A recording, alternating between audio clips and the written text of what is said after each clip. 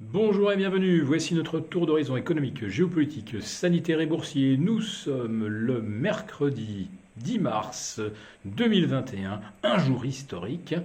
Pour comprendre comment tourne la planète finance et lorsqu'elle tourne à l'euphorie, c'est sur la bourse au quotidien et nulle part ailleurs. Et l'épisode du jour s'intitulera Oyez, oyez, le CAC 40 établit un nouveau record absolu à 16 645 points. Le CAC à 16 645. Ah oui, oui, oui. Le CAC 40 Gross Total Return. Vous savez, cet indice calculé de la même façon que l'indice DAX et qui prend en compte les dividendes réinvestis. Eh bien, à 14h32 précisément, le CAC 40 a donc battu son record du 20 février 2020, qui était de 16 630 points et une clôture à 16 613. Donc, le CAC 40 Global Return bat un record et nous atteignons également sur le CAC 40 le PX1, celui, on va dire, du 13h et du 20h. Il établit donc un nouveau plus haut annuel à 5 978 points.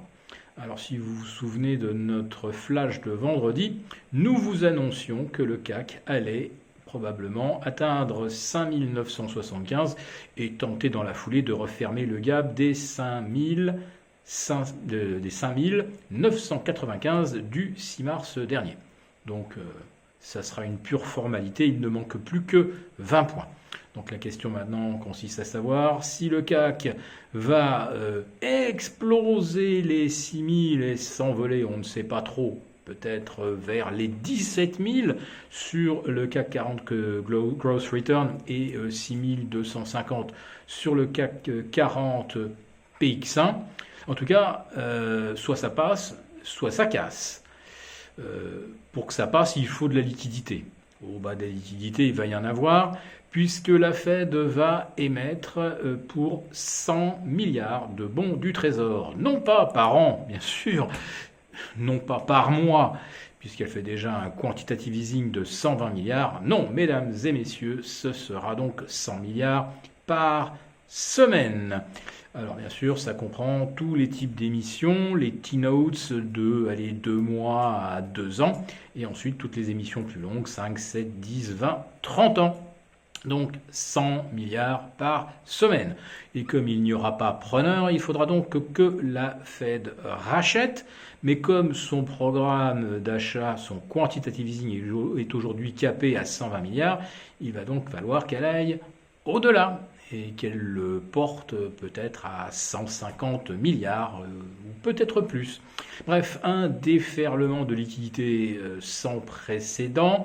Ça fera 5200 milliards d'émissions du Trésor américain cette année. 5200 milliards, ça fait 20% du PIB américain. Or, on a calculé pour l'instant que on créera $1 de nouveau, un nouveau dollar de PIB pour $4 imprimés. Bref, c'est une fuite en avant complètement dingue. Et bien sûr, tous les fans de crypto vous expliquent, quand on voit ce déferlement, évidemment, il n'y a que les cryptos qui pourraient vous procurer une protection contre cette prolifération monétaire.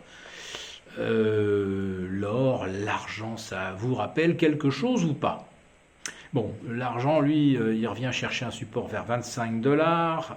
L'or a donc tenu au-dessus des 1670 et s'échange actuellement aux alentours des 1700-1710. Et je rappelle que contre la prolifération monétaire et depuis 3 millénaires, eh bien, l'or et l'argent ont toujours été les meilleures protections. Reste à démontrer que quelque chose qui existe depuis moins de 10 ans va rendre un aussi bon service en termes de protection, surtout quand cet actif est détenu à 90, 94, 95% par moins de 1% des détenteurs. Ceux-là n'auront pas du tout la tentation de vous manipuler.